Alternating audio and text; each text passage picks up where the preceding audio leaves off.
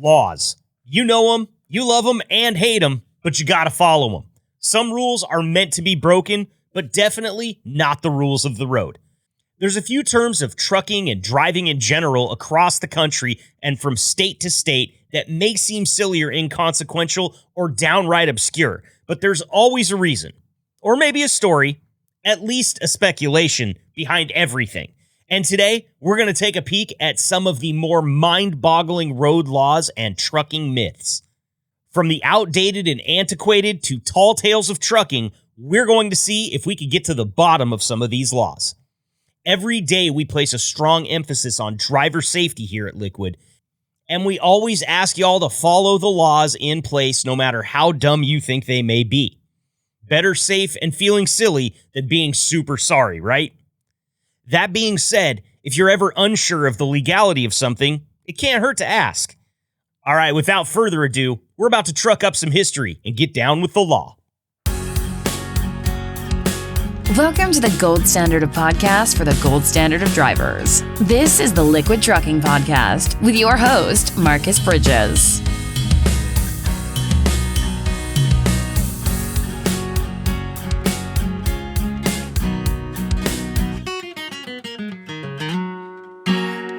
Let's start out with an obscure one straight out of Big Sky Country, Montana. You've got chaperones for school dances and field trips, chaperones when you just so happen to snag a date with a national beauty pageant contestant. But did you know in Montana, you're going to need a sheep chaperone if you want to cruise with a ewe in your cab? That's right. This currently enforced law prohibits drivers from driving with a sheep, specifically a sheep, in the cab of your truck without proper supervision. As I said, your sheep's going to need a chaperone. Now, Montana's definitely one of those states that takes the safety of its livestock seriously, but this one's just a little odd. What do you think this law is suggesting? There's so many questions that can be raised here. Like, are they suggesting sheep are the only suitable livestock for travel companions? There's no law against hauling with an unsupervised pig in your cab. Does this law insinuate that sheep are too stupid to take care of themselves?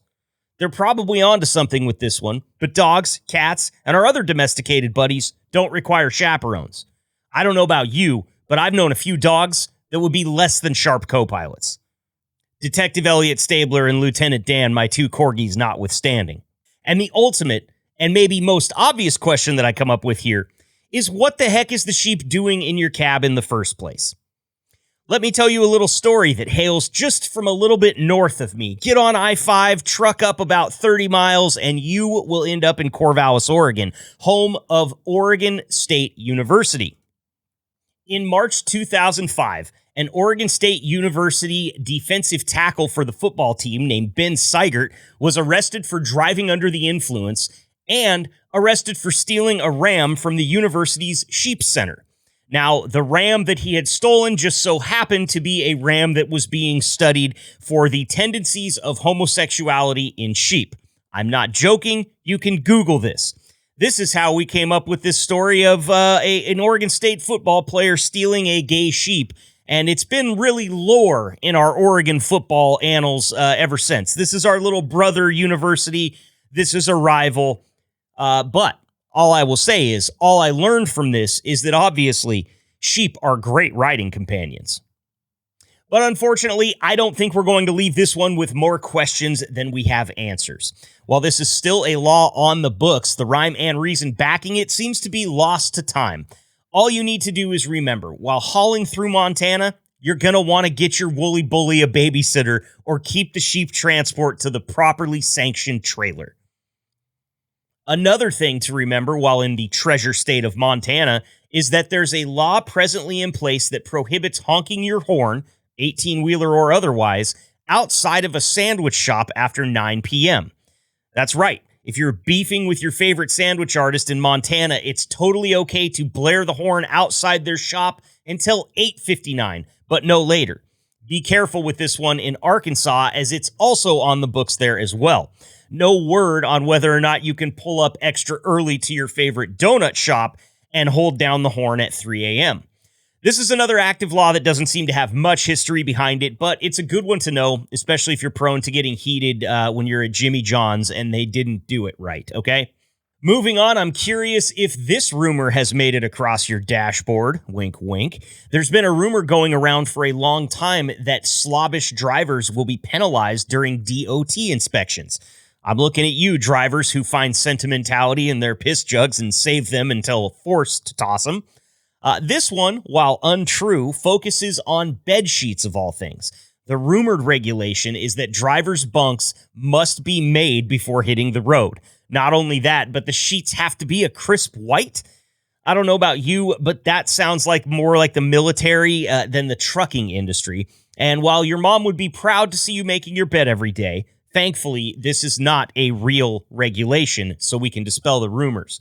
Some digging shows that this rumor may have stemmed from a checklist concocted by the Minnesota State Patrol. The checklist purpose was to provide some insight on if drivers could potentially be hauling while exhausted without consulting the driver's hours of service. This proved not only to be unenforceable, but also dumb. Items on the checklist included, is there a TV and or gaming console? Has the wastebasket been emptied? They were even bringing caffeine into the question by searching drivers' cabs for energy drinks and thus spawning the apparent energy drinks are illegal for active duty truckers rumor.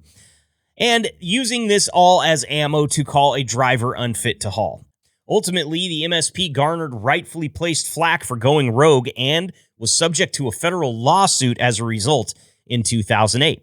You learn something every day, but you don't make your bed every day, and that's the point. Let's head out east to the great state of Maryland. This one's generally applicable to drivers of all vehicles, but I know old pros hauling heavy equipment can be prone to being an irritable bunch. If you ever find yourself in a vehicle in Maryland, more specifically Rockville, Maryland, you best hold your tongue. Road ragers and casual cussers alike can get into hot water if passers-by are able to hear you utter a bad word. That's right. If your utterance constitutes fighting words while in a moving vehicle and someone's around to interpret them as such, you could be facing a bit of a fine. While this is an older law that may not be readily enforced, it is still actually on the books, so mind your mouth in Maryland. You never know who may be offended by it. And hey, mind your mouth in Maryland, but if you got the windows rolled up, you can say whatever the hell you want, right? I mean, my windows are up right now, and you don't come to think of it, I might be in Maryland. And what goes great with cussing? Spitting. Spitting, while generally socially detestable at a standstill, isn't usually so looked down upon if you're doing it out of a moving vehicle. However, the state of Georgia seems to think otherwise, and thank you to them for that. If you're traveling by car or bus and you get the urge to hawk a loogie out the window, you better grab a spit cup before rolling that window down, because it is illegal to spit out the window of a passenger vehicle. But if you're unfortunate enough to have pulled a load through Atlanta, you'll be happy to know that truck drivers are exempt from this rule.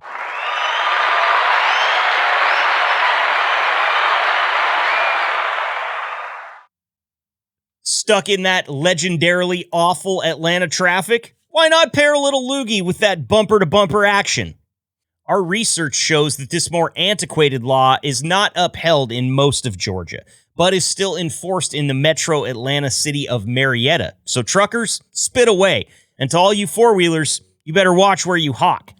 And another bonus law out of the state of Georgia is generally applicable to four-wheelers, but it's an important PSA and should be on the books everywhere. Enter the slowpoke law. Drivers in the far left lane of one of Georgia's many highways best be keeping pace with the rest of traffic. The law, passed relatively recently in 2014, prohibits drivers in the left lane of any highway from impeding the flow of traffic. That's right. Driving too slow or lingering to the left is actually unlawful in the Peach State, so pick up the pace, you slowpokes. This law is actually one exception to the posted speed limit. If everyone in the left lane on the highway is going over the speed limit, you should be too, in order to keep traffic moving along safely. And if that rule wasn't thrust out of the crust of the earth in the Autobahn, I don't know what was. But if you're not comfortable with the pace, you can always just get over to the slow lane where people are being safe and, generally enjoying life without the stress of going way too fast.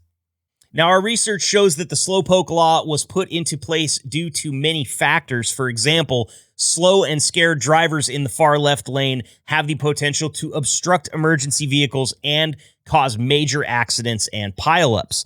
There are some states in the union where it's illegal to impede a certain amount of drivers. So if you are driving along in the left lane and there are, let's say, 5 cars behind you, that's fine. The minute the 6th shows up, that's when you have to get over.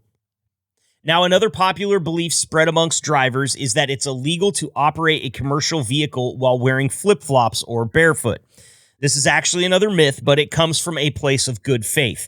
Not only is it dangerous and dumb to drive in flip-flops due to potential foot slippage, it's also dangerous in the eyes of those who have the misfortune of peeping your crusty toes when you get out and go into the loves. Cover them up. Man, for God's sakes, nobody needs to see your lizard claws. No one wants to see it. At least put some socks on for the love of all things holy. And I can't believe I even have to say this. Put socks and full-toed shoes on before you go into the bathroom, please, just for me and everybody else in the world. It's such a bad place to be wearing flip-flops. I mean, look, I've worn my flip-flops to the bathroom at the Vegas pool, so I'm not really one to talk, but I think they're at least expected there.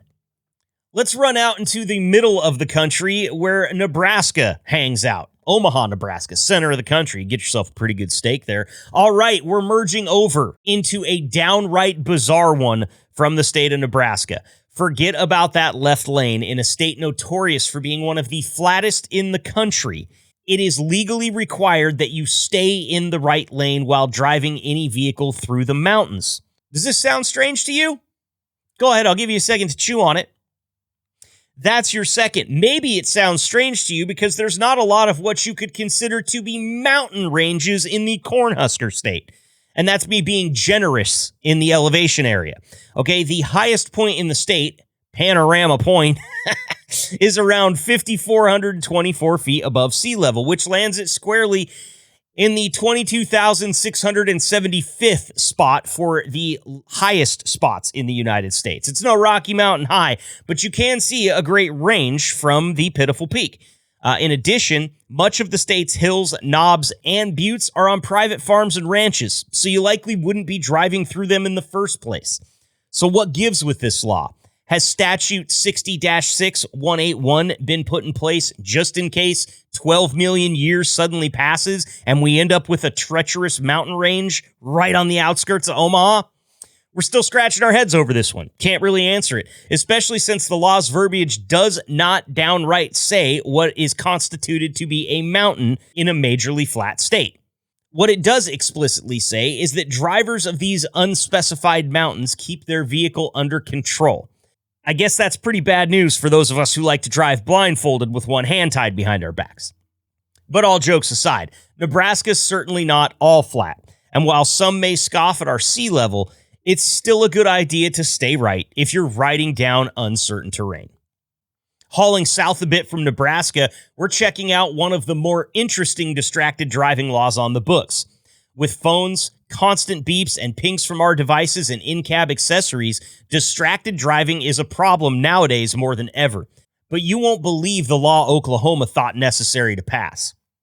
If you're a graphic novel fan, think again before you crack open your newest issue of Spider-Man while cruising the Sooner State, because it's illegal to read comic books while operating a vehicle of any sort.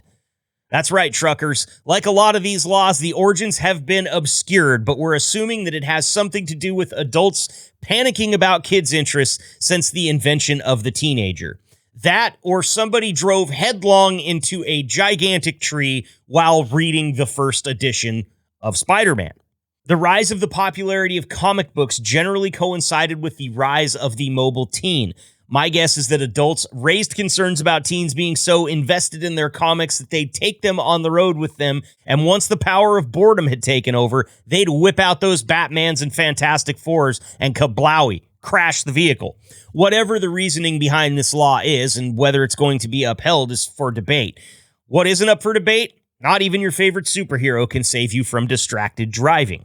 Nothing makes you feel more like you're stuck in mom and dad's basement than being grounded from your comics and having somebody to check to make sure your bed is made. A rumor with some truth to it that you may have heard before is you're required to have a mattress in your cab if you're driving a sleeper. There's variations on this rumor and probably spawned from is the bed made question in the Minnesota State Patrol snafu that we were talking about earlier. But the truth is pretty simple. If you are logging time in your sleeper berth, you are required to have the following by law: adequate bedding, like blankets, pillows, and sheets, a mattress, and a bunk netting. Nothing fancy here. You don't even have to have the bed made up if you don't want to. And by all means, sorry to all the moms and dads out there about that one, but you do have to have the basics if you're going to be logging time in your sleeper. Now that we've got the inside of the cab cleared up, what about the vibes on the outside? That is, after all, what everyone else sees. Chicken lights. They're another hot topic for trucker mythology. Usually the rumor is that you'll be ticketed if you have even just one chicken light out. Thankfully, for all of those fancy pants super truckers with the souped up rigs, this is not true. The real fact of the matter is all of your operational lights must be fully functioning. Aftermarket lighting attached is not technically required to be functioning properly while you're on the road. We're pretty sure this one comes from all the way back in the 90s when Arizona was notorious for writing up drivers if they even had so much as one little chicken light out. Now, as a fan of stand-up comedy, I've heard my fair share of women can't drive jokes. Obviously, those can be considered a little bit outdated from time to time, but those of you that like to make these jokes might actually find a little bit of fuel for your fire here, so be sure to use these responsibly. And for those of you who know you're not winning Best Driver of the Year, we're going to start implementing this rule for you. An old and thankfully unenforceable ordinance out of Louisiana states that women are allowed to drive just so long as her husband waves a flag in front of the car. Now, this one is so antiquated that its origins and specifics have been buried as deep as the general sentiment that women are bad drivers. But we can only assume that a law this pointed must have stemmed from a very local ordinance. Louisiana legislation still has this one on the books, though, believe it or not. Thinking a little bit about this law has me wondering about the explicit rules here. Does the flag act as a symbol for the start of a race, like ready, set, go? Or does the husband have to wave the flag in front of the car the entire time while the wife is driving? If so, how many times has this resulted in the mowing down of a husband, whether intentional or accidental? I can't imagine it's easy to not run someone over while they're walking and waving a flag in front of your car. Now, this would police the speed. Maybe you could only drive that car as fast as the flagman can walk. Fuel for thought there. Tough to imagine such an impractical law being enacted today, but funny to think about my wife accidentally running me over because of the suggestion that she can't drive. Also, it wasn't accidental. While legal in most states, Brody knobs, colloquially known as a suicide knob, are usually thought to be illegal as they tend to encourage steering one-handed. Watch out if you're hauling through Washington with one of these knobs on your steering wheel. That's the only state in the lower 48 that has actually outlawed them. The legality of carrying firearms is also a hotly debated topic amongst drivers. While it is a rumor that bringing your gun on the road with you is illegal, you are legally required to follow each state, city, and jurisdiction's gun laws regardless of where you're traveling from. That means that, yeah, technically, you can carry your gun with you over the road, provided that your company allows it, as long as you know the laws in which state, city, or jurisdiction you're in.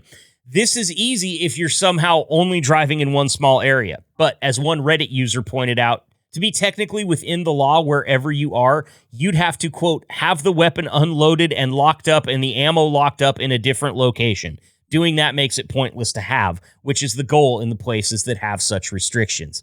While this next one isn't technically on the books for truck drivers, it should be. When a kid gives you an air horn signal, you should be required to blow it.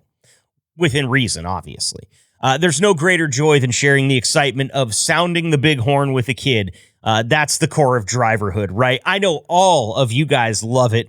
And trust me, as a kid, so many times, it absolutely made my day. But listen, we're just barely scratching the surface of some of these silly driving laws and trucking myths today. While most of these laws are obsolete or false, it's always good to stay aware of what's on the books. Know your laws. You never know who does or doesn't know the rules of the road. Drivers, you know you're a gossipy bunch, and every day there will be some new rumor starting to spread due to misinformation or confusion. So be sure to ask a trusted source if you're ever unsure. What was your favorite law or dispelled rumor that you heard today? Personally, my favorite was that one out of Louisiana where... Son of a bitch. Sorry, my wife just hit me. I liked them all. Hey, thanks you guys for showing up today. It was a lot of fun. Hit me in the email, podcast@liquidtrucking.com, if you have some fun, crazy, or mind-blowing state laws that you've come across. We only covered some here today, and I know that we probably missed some of your favorite, most hysterical, or downright bizarre trucking or driving laws. So feel free to send them in. Again, podcast@liquidtrucking.com. This has been another long overdue presentation of Trucking Up History presented to you by Liquid Trucking. I always love doing these. Thank you very much to our great copywriter, Hannah, for putting together all of this research for me. And you Liquid Trucking drivers, stay safe out there and keep the shiny side up. We'll see you next week. Thanks for tuning in and being the gold standard of drivers on the road. Be sure to like and subscribe to the channel and tune in next week for another episode of the Liquid Trucking Podcast. Interested in finding out more about what it takes to bring a podcast like the Liquid Trucking Podcast to your fleet? Bulldog provides tailor-made top-to-bottom podcast production services. We'll meet your terminal staff, connect with your drivers, and bring you the content you want your drivers to hear. Type bulldog.works into your browser to connect with us and learn more about what we can do for your fleet. That's bulldog.works for podcasts, tenacious recruiting, and more.